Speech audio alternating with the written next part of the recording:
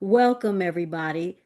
This is another episode of Ask Dr. John, a father and daughter conversation series about the book American Change Agent, a life and legacy of seeking diversity, equality, and inclusion by my father, Dr. John F. Leeke, and yours truly, Ananda Madeline Leeke. So, Dr. John, how are you today? I'm good. And as we have been doing these, I am each time looking forward to having the conversation with you about our book. So let's go. All right, everybody, here we are. Today, we're talking about Juneteenth. That's right, Juneteenth. Juneteenth, if you don't know, is a national holiday here in the United States. It is called Emancipation Day and the Juneteenth Independence Day, and it commemorates the emancipation of our African ancestors who were enslaved here for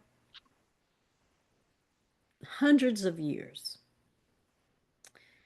It was first celebrated in the state of Texas, and the Emancipation Proclamation was issued in 1862. 3 years later, our people in Texas learned that they were free. So the first celebration was in 1865. Dr. John, let me ask you, why do you celebrate Juneteenth? And then I want to find out how you've been celebrating Juneteenth. Yeah. Uh, we celebrate Juneteenth because it's marks in many ways the clear uh, indication that our people have been freed. And so since that time, we know that we are freed people. Unfortunately, it hasn't always been fully accepted that we were now free people in this nation. So it's important. It's important that we mark that date. We need to make sure that we don't forget, because that's a major part of our history. Mm-hmm. Now, I have only recently been acknowledging in a way that says I'm participating in celebrating Juneteenth. And I am so thankful about living in the community where I now reside. And I reside in a over 55 active adult community uh, in uh, in Odenton, Maryland, which is in Anne Arundel County, Maryland. I lived most of my time in Prince George's County. But when I moved out here and I became a member of a group called the Unity and Presence Club.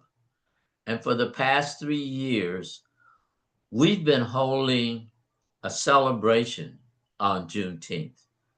In fact, in the last, I guess, month, I made a decision this time that I was going to be not just attending, but I was going to be a part of the planning Mm-hmm. of our Juneteenth celebration. So I'm looking forward to June the 19th because we're going to come together and celebrate in a way that Black people celebrate. So yeah, I'm looking forward.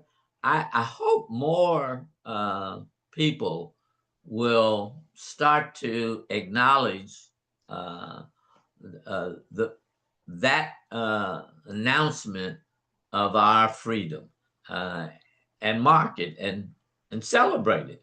We are a people who do celebrate. So last year during Juneteenth, you led a special discussion in the celebration. Tell us about that. Yeah, uh, as part of the Unity Club, we also have a book club, and I've been a member of that book club, and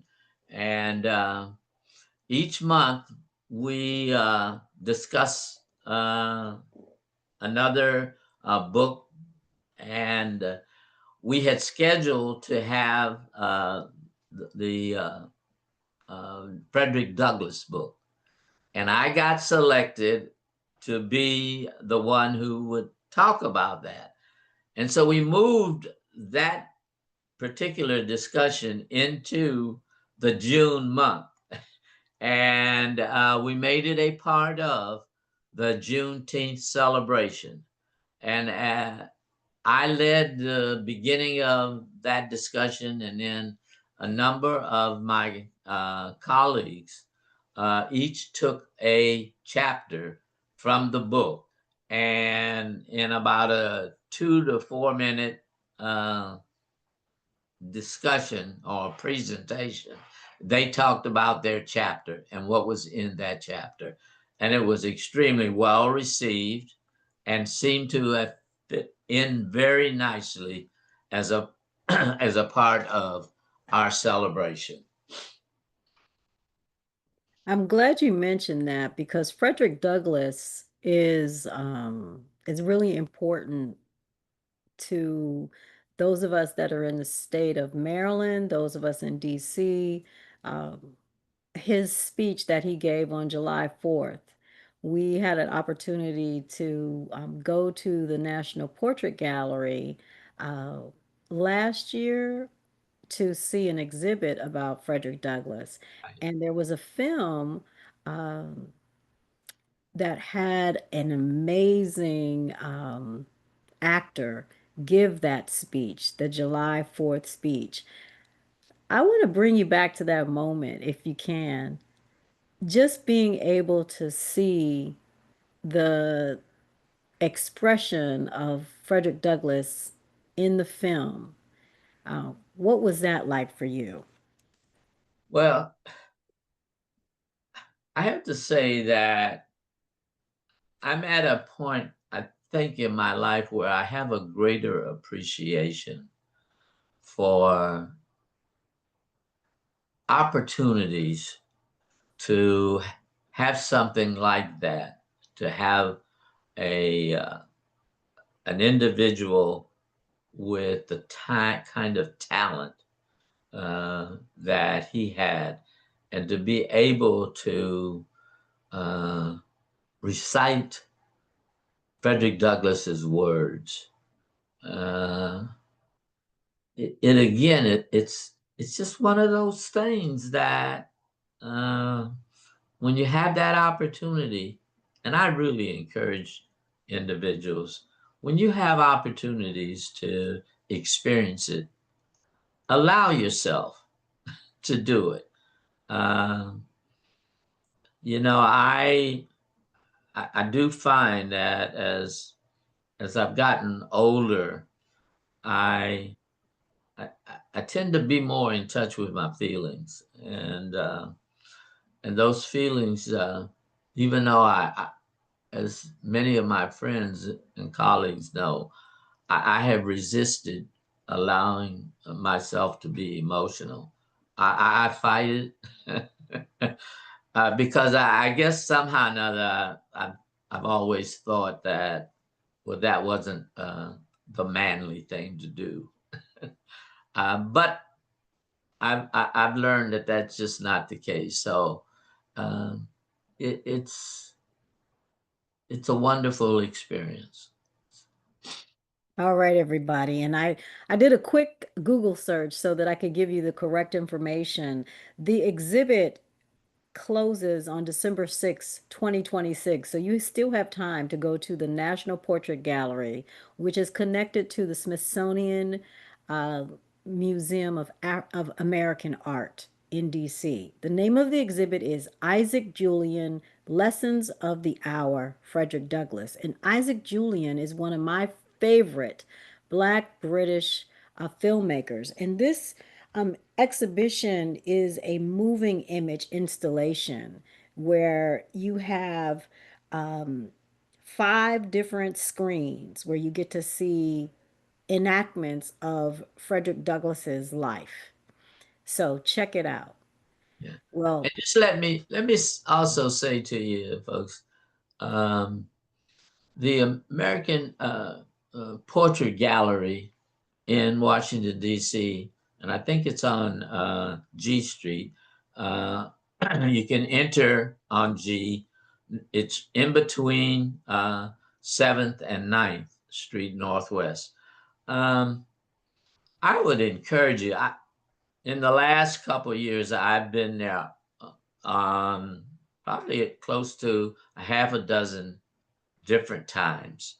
And every time I've gone, it has just been an eye-opening experience, and I do credit Ananda for uh, saying, "Hey, we need to go such and such," and I said, "Oh, okay," not knowing sometimes what I'm even going to see, but it has always been a uh, a very memorable experience. yeah, right now they have an exhibition on race and sculpture that we Yes. saw.